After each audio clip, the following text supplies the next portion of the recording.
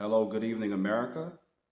Hope everyone is doing well. This is Nate Jones, and I have a great topic for you today, something you might find very, very intriguing. As you all know, I am a substitute teacher in Louisiana, Jefferson Parish, and also Orleans Parish, and I have an English degree, so I have some training when it comes to teaching and lesson planning. And as a sub teacher, I do appreciate all the teachers in America. They do a wonderful job with the current world circumstances and also looking after other people's children. So, shout out to all teachers in America. Tonight, I want to talk to you about an experience I had in the school system. Well, just this week, I got an email from a superior in my agency that I work for regarding an incident. And you might find this juicy, so pay attention. And by the way, shout out to all my students. Mr. Jones loves you very much. So I get an email this week regarding an incident supposedly that happened in the school system, supposedly under my watch. So I call my superior, Miss Savannah. She's up north, and Miss Savannah is a very, very nice woman. So Savannah emailed me, and she said, "Mr. Jones, we got to speak with you regarding a certain incident at a school." And I'm scratching my head. You know, I got a bald head. I'm scratching my head. I'm like, "Oh, I wonder what this is about." So we set up a meeting, a call, a virtual phone call to discuss the incident. So the lady calls me, nice lady, and we spoke about the incident, and she shared what it was about. And I asked her, well, what are the details of this incident? And she tells me, well, what they told us was kind of vague and kind of, you know, spacey out there. But the main word that I heard from this lady, Miss Savannah, was vague. So the incident, they say, supposedly happened at Ellis in Metairie. All of you know Ellis Elementary, right? Wonderful kids, great teachers. So she tells me, well, there was an incident, um, and it sounded kind of spotty the way she said it. There was an incident last year that they were reporting this year, and then they also were reporting something that happened this school year, and I haven't even been inside a classroom yet. So we have a phone conversation, me and Miss Savannah, very nice lady, works for the agency. And I'm like, well, when you have an incident, you have to have a who, what, when, where, why, and how. And I'm asking her all these English teacher questions because I'm an English teacher. I'm asking her basic questions. She basically says, well, the report that Ellis Elementary gave her was very vague. So I'm scratching my bald head again, right? So the whole thing seems kind of strange, you know, that I get an incident from something that happened last year or maybe this year, which was kind of vague. And I'll show you the details in a minute. I'll post them for everybody to see. So supposedly the principal at Ellis, who we're going to call Karen, right? We're going to call Karen. I'm not going to say her name. She calls the agency about an incident. And that's when I got the call from Miss Savannah from up north. Okay? You follow me? So this is where I get this vague information from. And of course, I've done about 7 or 8 sub jobs at Ellis last year. Beautiful kids, smart children. For the most part, all the teachers at work are pretty much A plus, except for about one or two teachers that I remember at Ellis. But for the most part, great school, wonderful kids. They all know Mr. Jones with the LSU hat, right? I don't have my LSU hat right now, but they know Mr. Jones with the LSU hat. So as subs, we do our best to look after the kids. And all 8 assignments at Ellis didn't have any issues. No one called me into the office. No one sat me down. There was nothing on file whatsoever.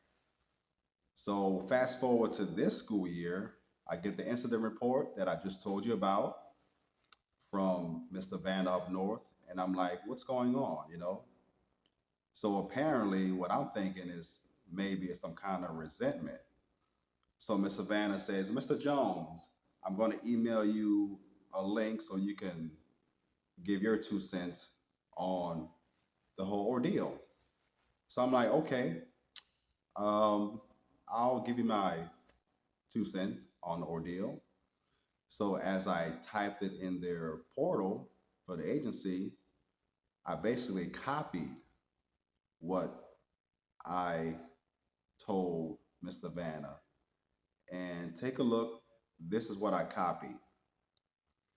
And as you can see, this is what I wrote. So I'm trying to figure out what the whole deal is about this vagueness. And as you can see, I have pretty good character, right? As you can read, I was helping out in the cafeteria, with the trash because they were short staffed, right? So I don't think it was whatever it was. I don't think it was a character thing reported by Miss Karen at the head lady principal at Ellis in Metairie, Louisiana. I don't know if it was a character thing. So I'm scratching my bald head again. I'm like, okay, what's going on, right? So I'm talking to Miss Savannah, and of course she's very objective, or she tried to be objective as possible to give details. And I'm like, okay, I'm still scratching my head. Like, there's no witness, there's no story, there's no subject, there's no verb, there's no noun, there's no adjective, no adverbs, not even an article, not even the or a. There's nothing written. Okay, follow me? Okay, so I give my 2 cents, right? And as I mentioned that I was a team player, a good substitute teaching and changing trash, helping out the black ladies in the cafeteria. They were short staffed. Remember that. The school system has been short staffed since COVID. And us subs, we do our best to help out, right? So I get my rebuttal through this portal about the cafeteria thing and the vagueness, I'm scratching my head. So Ellis sees my rebuttal, right? That Miss Savannah transmits to them, right? Because both sides got to see. So after about a day or so, Miss Savannah calls me back from the higher up in the agency, and she tells me, very nice lady, by the way, Miss Savannah, A plus. She says, well, Mr. Jones, you're still in good standing with the agency. You come to work on time, you show up. Unfortunately, the school doesn't want you to return there, so we're gonna have to take you off the J.C. Ellis profile list or whatever to return back to J.C. Ellis. So I'm scratching my bald head again. So I'm like, if anything happened between me and the school, why didn't you take me off the list beforehand? Why did you wait till I give you something truthful and honest and you give the agency crap, Miss Karen at J.C. Ellis? and we're gonna call her Karen because I think she was a Karen. There's a couple of Karens at JC Ellis. So Ms. Savannah was being very objective with this whole, you know, inquiry, and this is it's a pretty bad thing when you try to put dirt on someone and you have no subject, no verb, no adjective, no adverb, no nothing. Even Miss Savannah was like, this is, it's absurd, doesn't make any sense. And that's what she was saying, right? So I'm still scratching my bald head, y'all, right? Because I'm getting old. So I'm thinking maybe Miss Karen has something against me. Because I remember in my sub assignments walking past her, standing near her in the office. It's a very negative energy. That principal, Miss Karen. Unlike the principal at Bissonnet Plaza, Bissonnet, beautiful principal, wonderful lady. And also the principal at Moscona, who I met last year, beautiful principal, lovely kids, love going there. But this Karen at JC Ellis, I think maybe there was some resentment towards Mr. Jones, right? Maybe it's Mr. Jones' skin color. I don't know. I was scratching my head trying to figure out, oh, maybe somebody looks just like me. Because I haven't taken any sub assignments this year. So something's going on, right? You're doing something this year that happened last year, but I haven't done anything to begin with, right? So this whole thing seems very, very fishy that they would pick on a person like me trying to help the school system. And let me say this to Miss Karen. In 2024 America, there's a shortage of teachers. Understand? Jefferson Parish is a minus 140. That means 140 teachers lacking. Right now it's probably 120, 110. But 100 teachers that lacking, and then you're gonna put dirt on a substitute teacher for no reason, Miss Karen? Like, what are you smoking, Miss JC Ellis? It doesn't make any sense whatsoever, right? Now I feel that if I was a white man, she would at least call me to the office last year about any issue, if there was any issue at all. Amen. Right? I think the white man would have got that privilege. Hey, sir, what happened? Can you explain? Give us out of the story. But not once was Nate Jones asked to come to any office at JC Ellis to talk to any Karens. Other schools where they have issues, they always call Mr. Jones in the office. Hey, Mr. Jones, what happened?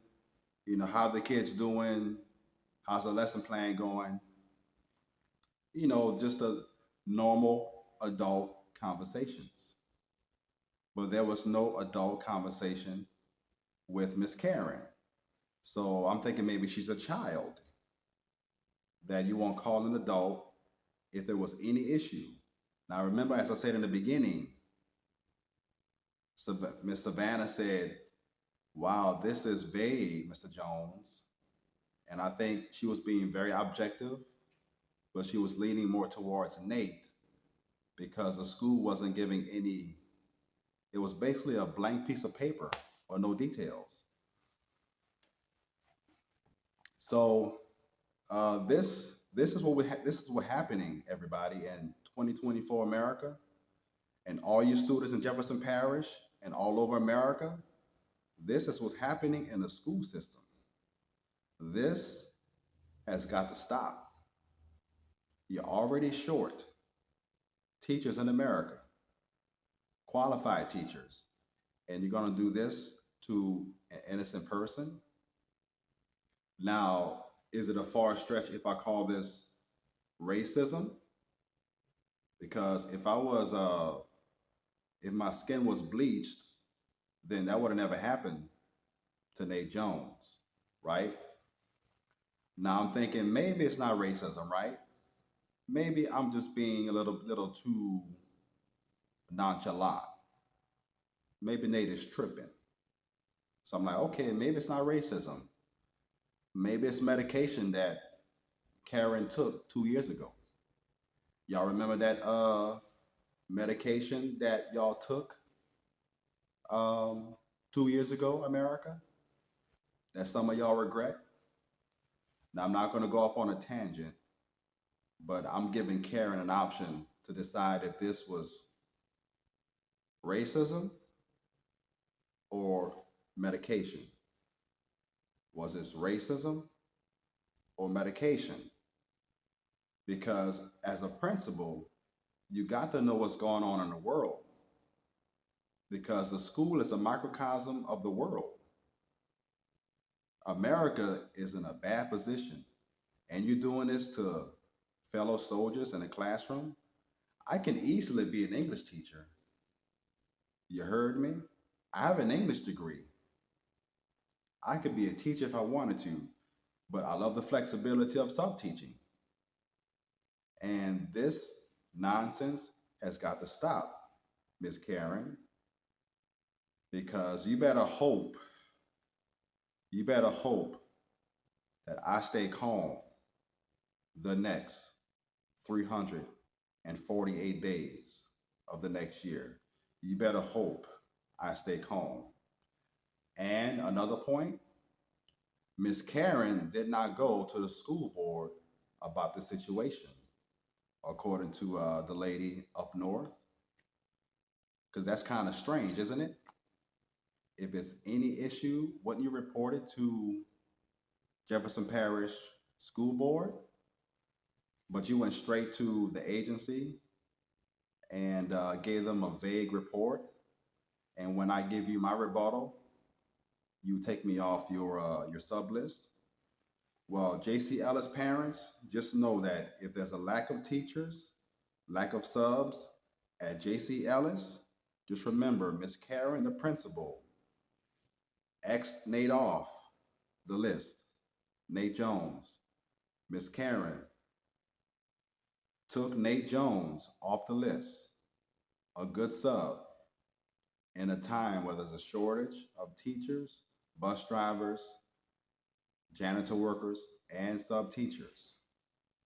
So parents at JC Ellis, I'll be concerned if something happens this school year and you don't have a compassionate, strong man with a brain to protect the ladies and the children, right?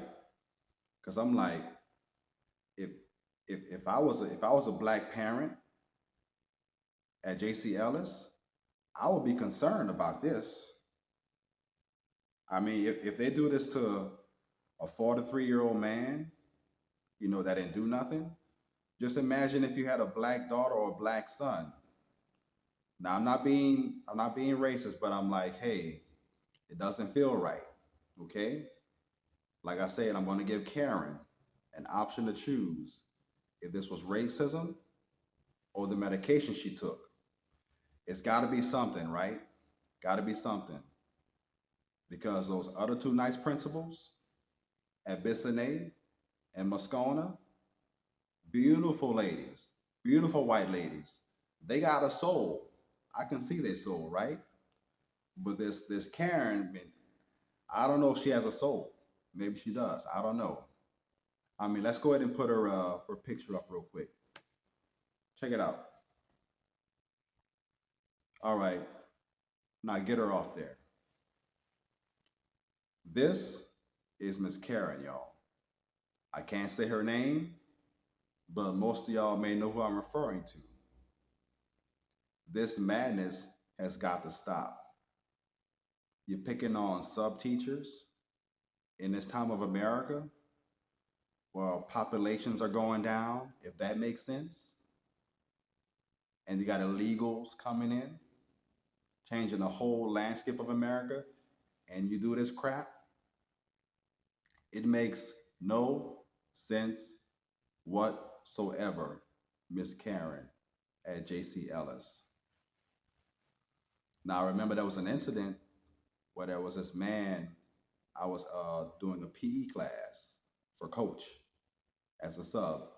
There was this truck that pulled outside near the play area, the blacktop, outside the property. All the kids got suspicious. And then they told the adults, and I guess the adults had called the police. And I saw the police walk up to, he was a black gentleman, and ask him for his license, outside of J.C. Ellis. Turns out he was a parent waiting for a kid. So that seemed kind of fishy. I don't know. Maybe somebody there could have approached him first and then called the police, right? But that school has a lack of male teachers. If that school had male teachers, that male teacher could have gone outside the property and inquire about the parent before calling the police and making it look like racial profiling. Just look it up. It's if you're in Jefferson Parish, just look up J.C. Ellis phone call, suspicious guy outside of the school property just before dismissal. So that kind of rung my bell a little bit. I'm like, this is kind of fishy. So Miss Karen at J.C. Ellis, you messed up. You really, really messed up in a time where there's a shortage of everything, right? Shortage of common sense, decency, love, self-control, and a whole lot of workers. But now, America, now we have a dilemma. We got a controversy.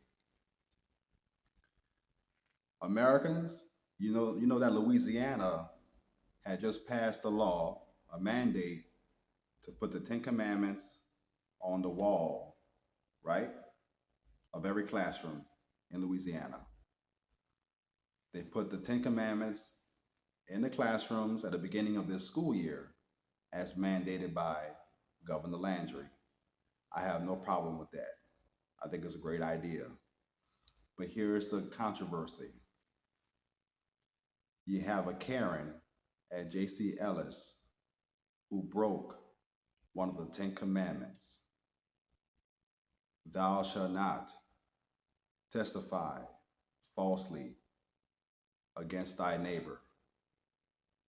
So, if Miss Karen broke the Ten Commandments as mandated by Governor Landry, does that mean that our kids can break the Ten Commandments?